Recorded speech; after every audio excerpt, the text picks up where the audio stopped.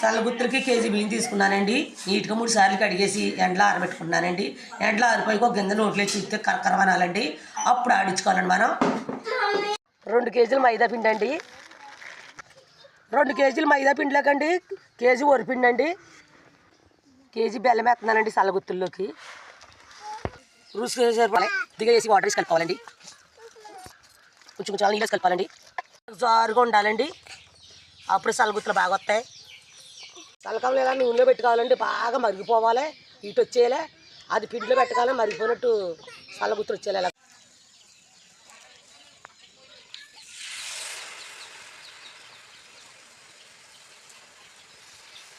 బాగా ఈటెక్కాలండి. ఈటెక్కితేనే బాగా వస్తాయి. వేసిన వెంటనే మళ్ళీ నూనెలో పెట్టాలండి. వెంటనే వేసుకోవడం నూనెలో ఈటెక్కాలండి. లేకపోతే రావు.